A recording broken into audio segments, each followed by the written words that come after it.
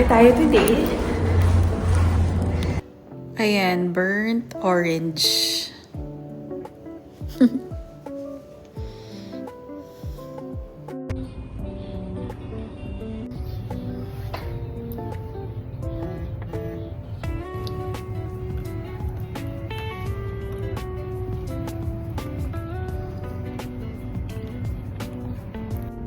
And yes, I can feel my birthday coming because I've received yet another gift.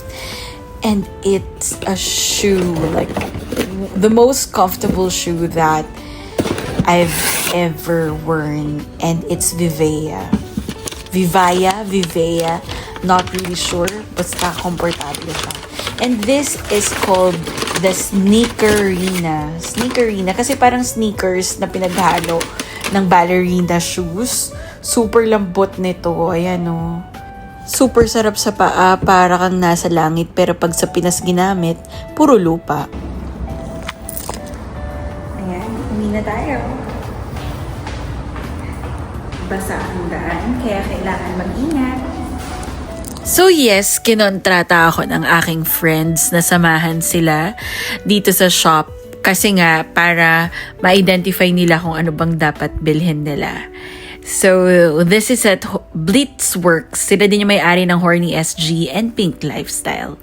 Then, after that, kumain kami. Ang sarap ng dinner. Ang tawa ako. Pinapanood ko yung vlog ni Sing. Napaiksi yung gupit ng buhok niya. Tapos, kino-convince niya na lang yung sarili niya na, okay na yan, hahaba din yan, okay yung mga ano, okay lang yan. Tawang-tawa ako. So, eto ang entry namin ni Sig para sa isa na namang fasting day na kinaya namin. Ay, nako, sarap kumain. Siyempre, dyan, pinapakita ko rin yung mga pinagagawa ko. Sig din. Ang sarap ng foods ni Sig. Sa totoo lang, parang lagi ako nag-crave sa kinakain niya. Magandang umaga. Kumain ako ng late kahapon. Pero parang gutom na ako. Pero titignan ko if mag-coffee ako, baka mawala yung gutom. Black coffee dapat. Para hindi ma-break yung fast. So, ayun mga B, may nakita ako sa past na part ng nakaraan. Pero hindi yung ex ko for 10 years. And then it's so awkward. Pero buti na binati niya ako kasi parang nagkatinginan kami, tapos sabi ko, parang tilyar to. Tapos hinitian ko, tapos lumapit siya, tapos ayun, nangamusta. Okay naman. Hindi ko alam paano ako namukhaan. Kala ko pag wala akong makeup, di naman ako mamumukhaan. Alam mo yung feeling na gano'n? Ako lang ba yung girl na gano'n? Hindi ko nga alam paano niya ako namukhaan. Feeling ko kasi pag wala akong makeup, hindi ako makikilala. Pero, wala. Siguro sa dede. Yes! Black coffee tayo today. Girl, is that you? Yes, look at my fit for the day. That's my Vivea shoes. So cute.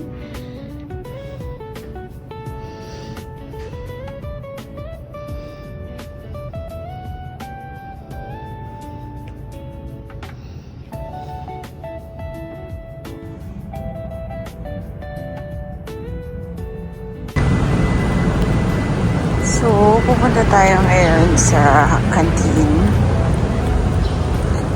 Hindi ko alam kung tama dinadaanan ko kasi parang yung mga tao hindi dito dumadaan. Ay, sa likod ako dadaan sa may basurahan pala. Okay lang yan. So, eto yung daan. Siyempre, titingin muna tayo kung may sasakyan. Okay, wala.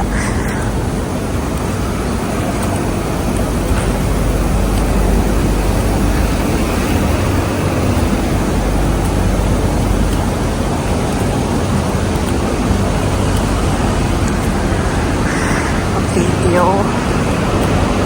But it's fine. Nag-crave kasi ako for something.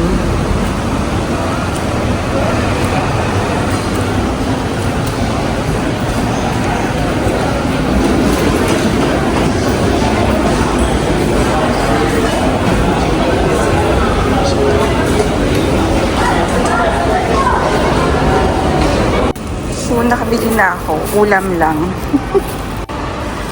Ito na, pabalik. Pabalik na tayo.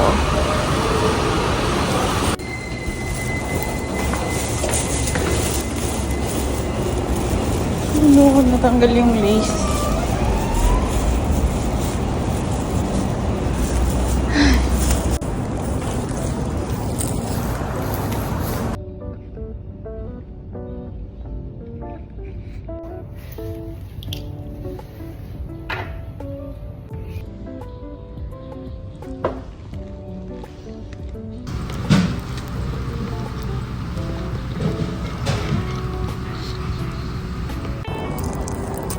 So it's kind of late, pauwi pa lang.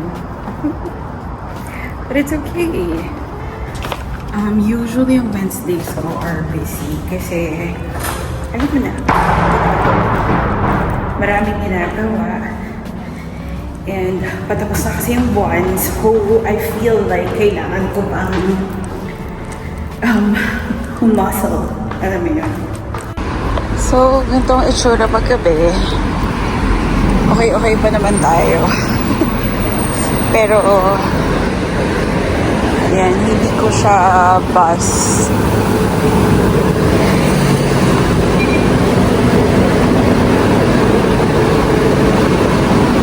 Tingin tayo. Meron pa kaya akong bus?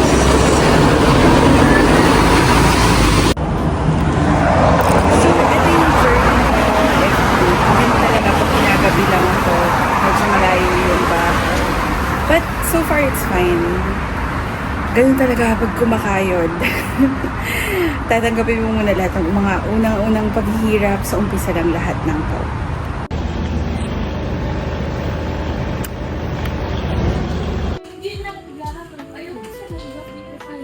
Okay.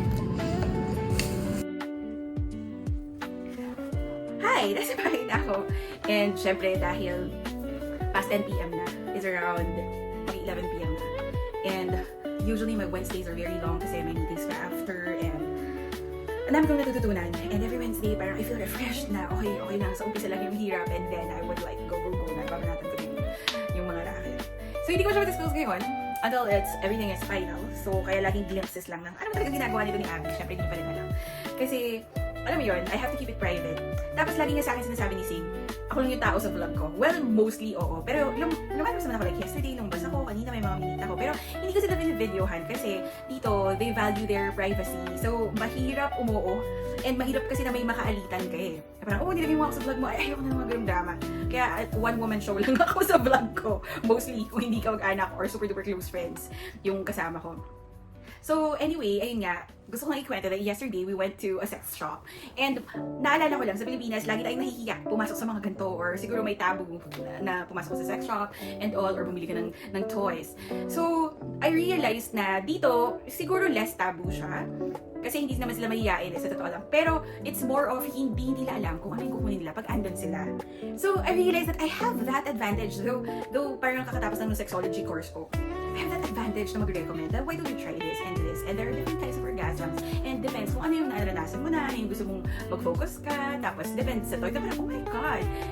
Natural pala ako doon. Siguro kasi yung dami ko na rin toys. Kasi na-sponsoran and nag-review na ako, diba? Nag-review ako ng toys. Pero, oh my God! I feel like I know something na hindi alam ng lahat or you need advice. Kaya kayo dyan mga be. Self-love equals self-pleasure. Ang dami nagsasabi sa atin sa Pilipinas. Ito, mindset ko rin dati sa Philippines. Meron akong jowa or meron akong lalaki. Bakit ko kailanganin ng laruan? Be. Dito, hindi mo na kailangan turuan. Unang-una. Pangalawa, garantisado ang satisfaction. Hindi mo kailangan tiisin. Hindi mo kailangan umarating umuungol ka. Be. Iba. Kapag alam mo ang gusto mo. Siyempre, iba naman yung touch ng partner, di ba? Oo, I agree with that. And yung may pagmamahal and all and this and that. But, di ba kasi nga, ang ganap ko nga ng mga last few years is like independent women shit and like that. I have to be able to give it to myself. Alam mo yun, hindi ko kailangan umasa na ibibigay sa akin yun ng partner. Di ba? And gusto ko, naka-tick off na yung bawat aspect ng buhay ko. So, when it comes to pleasure, I should be able to give it to myself. Kung ang kilig nga kaya kong pakiligin yung sarili ko, hindi ko na rin iaasang kiligin na sa ihi. Yung kilig, iniisip, ang tagal ko nang hinahanap to, kaya ko bang ibigay yung same feeling. So, syempre, most likely, ang pinakamalapit sa kilig is yung pag hindi umihi. Yung kapag nanonood ka ng movies or kikilig kang ganyan. Pero syempre, iba yung may nagpapakilig sa'yo. And yun ang hindi mapapalitan ng laruan. Pero Ben, yung self-pleasure lang, I am an advocate for self-love and self-pleasure. I think it's time na ibahin natin yung perspective natin. Na parang ikakalis mo ng ganda mo at ng yaman mo. Kung mas mamahalin mo pa yung sarili mo at ibigay mo sa sarili mo the pleasure that you deserve. Riley and Big Red, two sisters vlogging their hearts out.